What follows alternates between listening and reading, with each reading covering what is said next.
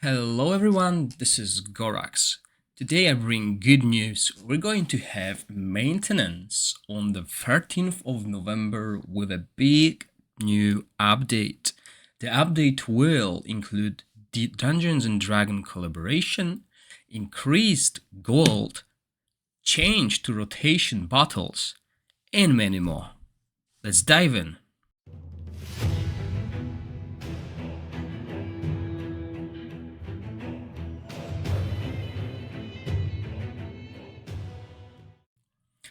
So as I mentioned, 13th of November, we're going to have 3 hours maintenance here, which will update the game to new version. And I've mentioned that on a stream already that we knew the gold drop is going to be increased. We don't know by how much, it doesn't really say, but we'll get to that. First, let's talk about the Dungeons and Dragons collaboration. We got a little bit more information, especially when it's going to be available for each server, as each server starts at different periods of time, and they explained what's going to happen. So for servers activated before 17th of November, the Dungeon and Dragon collaboration event will be accessible during the period between 17th to the 30th of November.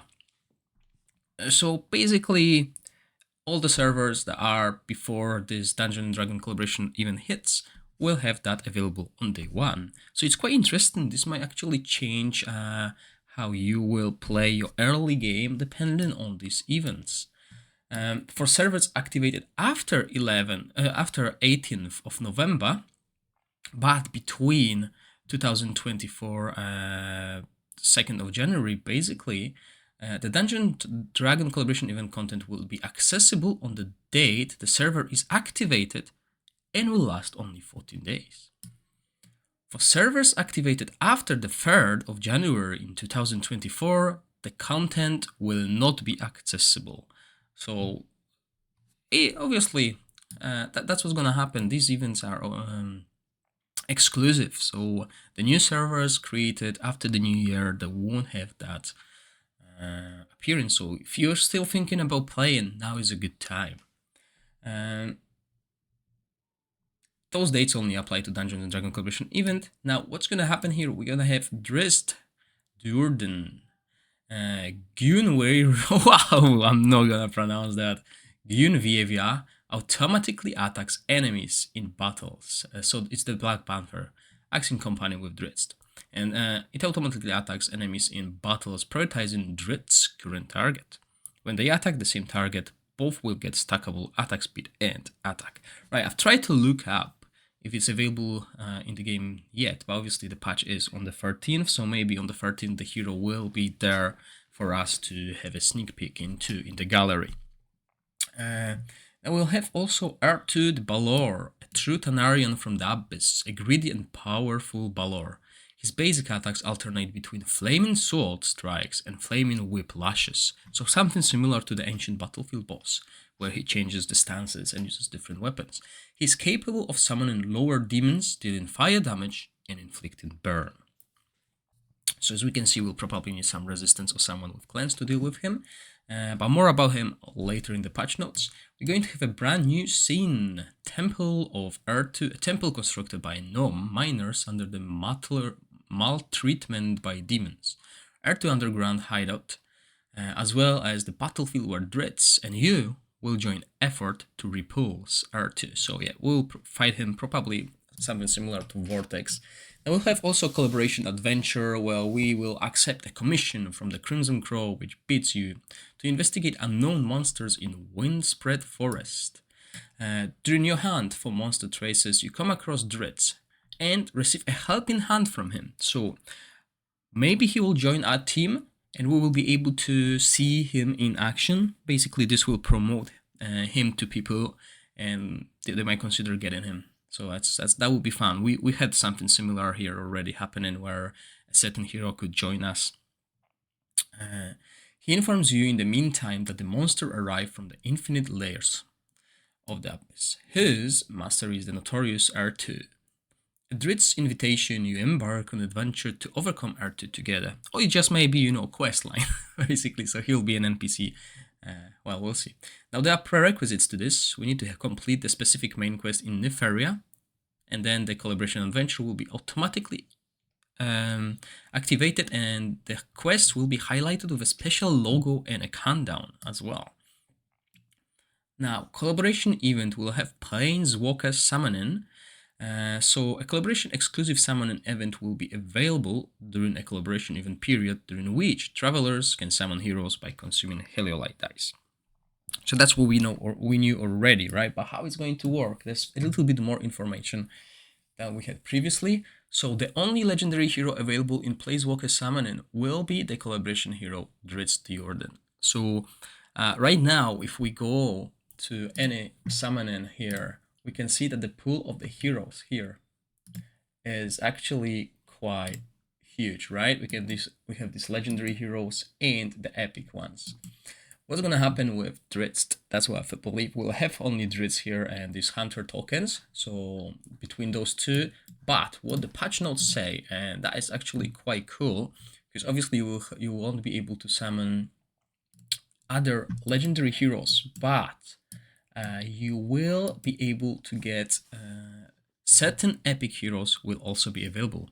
We'll have more info later. Okay, so that's quite cool because obviously we will still be able to get this epic hero, so there will be an epic hero pool as well. Travelers enjoy a certain probability of acquiring the hero token Hunter's Blade via Planeswalker Summoning. Travelers can also acquire hero Drizzt by collecting a specific number of Hunter Blades. Right, so hopefully these Hunter Blades will be also obtainable through other means in the game, so everyone can get Drizzt. I believe the best way of dealing with it for developers is to ensure everyone who participates actively in this collaboration will get a copy of Drizzt. But those who want to spend more or summon even more can get extra copies to boost his inspiration. So hopefully, yeah, that's my only wish here. So everyone will be able to get Drizzt. I mean, it's cool. Every free-to-play player will be happy, especially those Dungeons & Dragons fans. So now we will also have a Demon Hunt, where one challenge stage will be unlocked each day during the collaboration event period and 7 stages in total.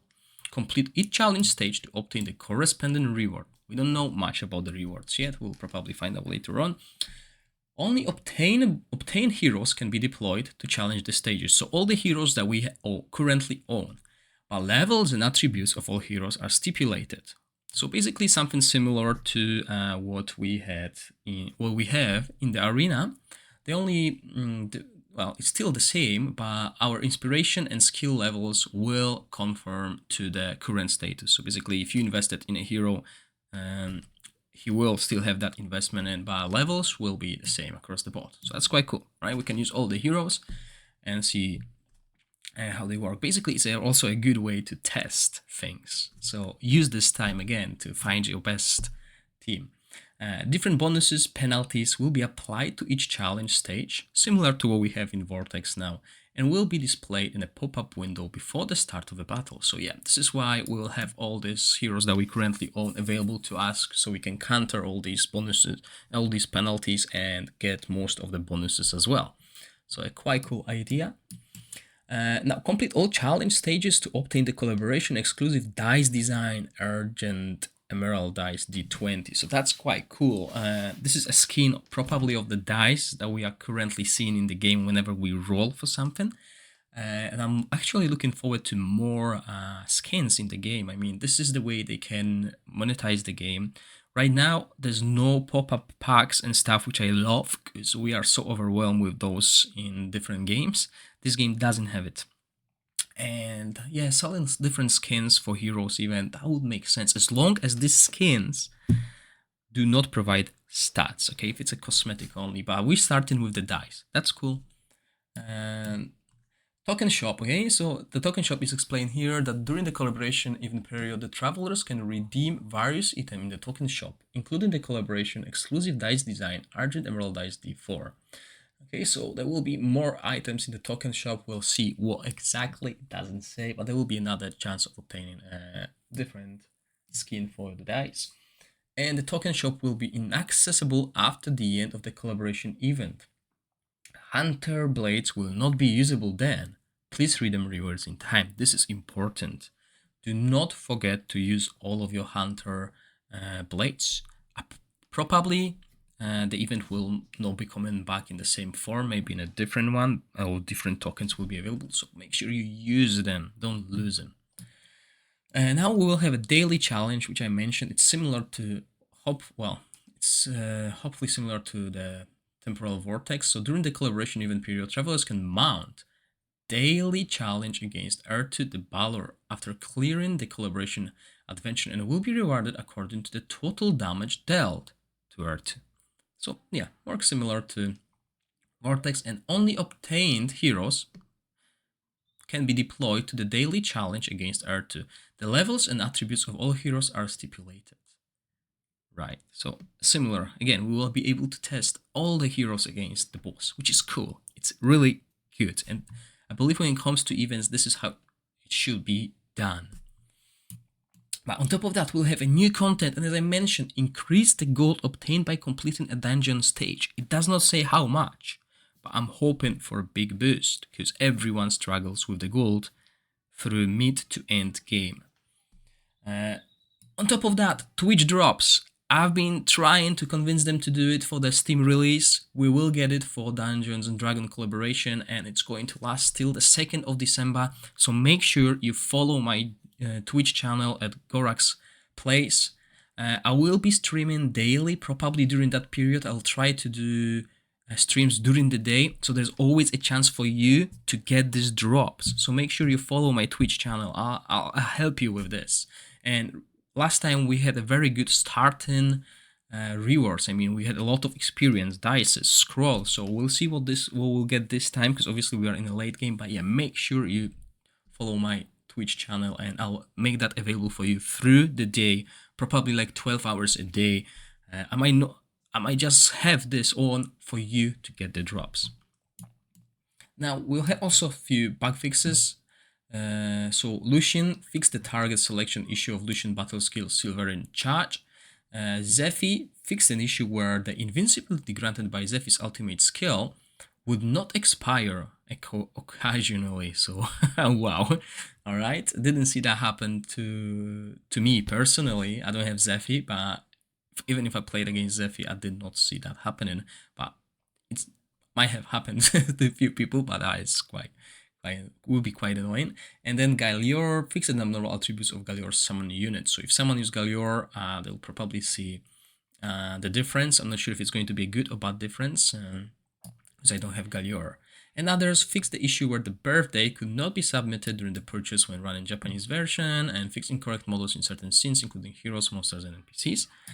And now we move into optimization, and this will make people very happy. So once you go to the new zone, you will be progressing through the campaign and everything will be good, and then you encounter your first rotation battle. Right, and those first rotation battles, I believe these are the ones we have in this zone. Right, actually cleared them all, but once you go here, you'll be fighting your way, everything will be cool, easy, and then you will start encountering, this will be your first rotation battle here, I believe, the spider, and it is a free team rotation battle. It seems like they're changing that to give us a better experience, and I agree with that. There will be 2 mandatory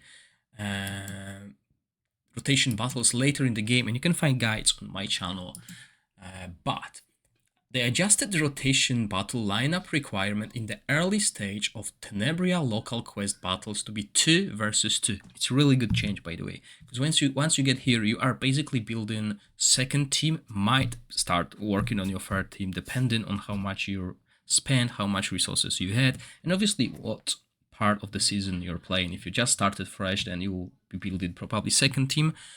If you've played previous season, then you will be on your third team because you'll have more experience. And then it also adjusted the rotation difficulty, so probably making them easier, because they want to match the expectation of most travelers and provide travelers with a richer variety of strategies. Optimize the rotation battle challenges order in Tenebra local quest battles. Travelers can now start the battle in any round to reduce the time used by the trialer, and this is a good change. Well, the way I've done my battles when I was dealing with them, I had to set up a strategy to clear the first stage. Okay, I've done it. Took me, let's say, 20 minutes. Then I go to the second battle and I failed. Okay, so now I need to always run this first battle and then adjust for the second one. But now they changed that. You can basically, once you finish the stage, you can move it as a last one and focus on something else. So this is a good, this will save a lot of time and is a really quality of life change, yeah? And they optimize the rotation battle monsters in local quest battles. Special marks have been added to certain monsters to help travelers distinguish monsters. Okay, so sadly I won't be able to see that because I cleared it, but you guys can give me a shout how it looks. And now, added an exit option to Outland's Rift. Quitting the current battle is considered an individual defeat and grants no reward, but does not consume challenge items. So right now, if you're playing this Outland's Rift, if you're seeing you're close to fail, you can't exit it. Right, so you need to wait for the battle to finish, and sometimes you have like Garius who's not dying, and the fight will time out, so it's not good. But now we will be able to quit it and restart it quicker, and it doesn't consume the challenge, so that's cool. They will add a shortcut to the equipment plan for your teams to synchronize the current plan with that of the last one. This is something interesting because what is annoying for me is every time I change the dungeon, I have to go to the plan and change it. So now, hopefully there will be like a button, use previous setup, boom, press it, and boom, there we go. So hopefully this is this change. It's not really explained too much. We'll see that on the 13th. They added in-game access to the database website. Click on the corresponding, okay, so database website, that's quite interesting. We'll see what's there. I think this is the website that people have been working on. And we'll see optimize the display of effect of banned heroes and pick heroes in Champion Arena. So I don't play Champion Arena too much. It's open when I'm working. So yeah, but this probably will help those who are playing that and are high in that rankings, because I think the ban only happens in certain levels. Optimize the prompt text regarding matchmaking failure and the change of points during ranking settlement in Grand Arena. Okay. Hero inspiration. This one is interesting. The upper limit of inspiration has been extended. When a hero achieves inspiration level 5, their inspiration level can be further upgraded for more basic attribute bonus. So properly basic means increased attack, increased defense, but you can go on. So no special skill increases or special like attributes, but the basic ones, which is good, but it will make the gap between free-to-play players and the paid players a little bit bigger, because free-to-play players won't be having inspiration level 5 first of all, and getting further on is impossible for them. So yeah, this will help the whales make the game more interesting for those who are making the game running by spending a lot of money. But I'm hoping in the future, maybe season 2, season 3, depending, as to give inspiration levels to the epic heroes. Epic heroes are amazing in this game and they deserve inspiration as well. And inspiration on the epic heroes will help the free-to-play players to reduce the gap. Adjusted the information layout of the Clepsydra ranking reward preview page. Okay, this is interesting again. The top 150 travelers on the ranking table will be rewarded with a special mount after the Season 1 settlement. Mount. That means we'll get a horse or something, but we will have a mount in the game. That's not what's happening currently. Obviously, there are a few heroes with the mount, but the mount will help us travel, hopefully, through the map quicker. And it's a welcome change. Top 150 travelers. So let's see where I am currently in the Clepsydra. It's not updated yet, but I am rank 49. Obviously, the first 23 days as free-to-play player has really put me behind here. But I am here. I am within this. So yeah, I will get that mount. Obviously, we can see it now. We need to wait for the 13th. So soon we will see that, and I'll cover it. I'll tell you guys what's happening as well. So yeah, make sure you subscribe to my channel to keep updated with the game. So let's look what else. This is going to be a huge patch, by the way, and as you can see, we are getting this 3-hour maintenance as well. Adjusted the hero rating to be cross-server, enhancing its credibility. So right now, the hero rating that is here in the Clepsydra as well. No, it won't be champion, so it won't be like... Is it... I don't even remember where. Is it glory ranking?